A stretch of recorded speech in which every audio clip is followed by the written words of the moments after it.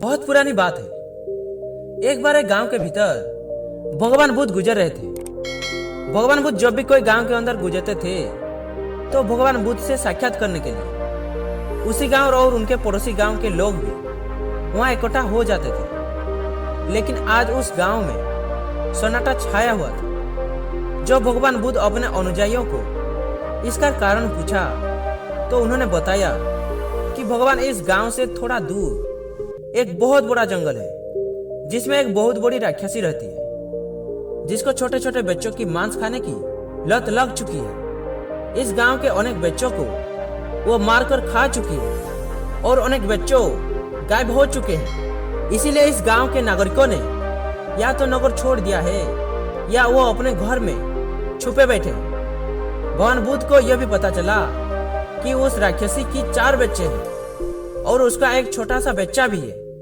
जिसको सिर्फ 1 वर्ष हुआ है। एक दिन भगवान बुद्ध ने राक्षसी की अनुपस्थिति में खेल के बहाने उसको छोटे बच्चों को अपने साथ ले आए। राक्षसी जब घर लौटी तो अपने बच्चों को गायब पाकर बेचैन हो उठी। सबसे छोटा होने के कारण उसका उस बालक से बहुत अधिक स्नेह था।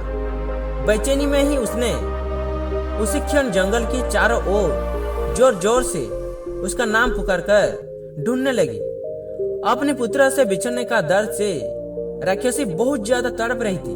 वो बावला होकर रोते रोते इधर उधर भटक रही थी। उसको इस तरह तड़पता हुआ देखकर भगवान बुद्ध अचानक उसके सामने से गुजरते हुए दिखाई दिए। जब राक्षसी ने भगवान बुद्ध को देखा तो उसने सोचा कि बुद्ध सच्चे संत थे, जरूर अंतर्यामी होगी।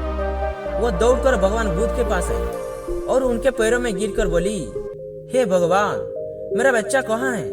कृपया करके मुझे बताइए और वह जहाँ भी है सुरक्षित हो, ऐसा आशीर्वाद दीजिए। बुद्ध ने कहा, इस गांव के अनेक बच्चों को तुमने मारकर खा लिया।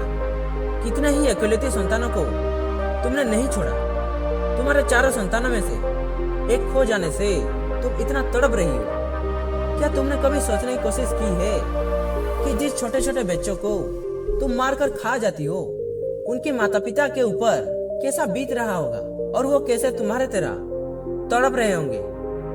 भगवान बुद्ध के यह वचन सुनकर राक्षसी ने पश्चाताप की अग्नि में जलने लगी और वो भगवान बुद्ध से क्षमा की प्रार्थना करते हुए कहा, भगवान, मैं संकल्प करता हूँ कि अब से मैं हिंसा की मार्ग को छोड़ दूंगा। और भगवान बुद्ध ने उसे समझाया कि वास्तविक सुख दूसरों को दुख दर्द देने या दूसरों की रक्त बहाने में नहीं है, अपितु उन्हें सुख देने में ही होता है। और इतना कहने के बाद भगवान बुद्ध ने उसका बच्चा उसे वापस कर दिया और इसके कारण राक्षसी समेत उसी पास के सभी गांव के लोग शांति से अपने जीवन बिताने लगे।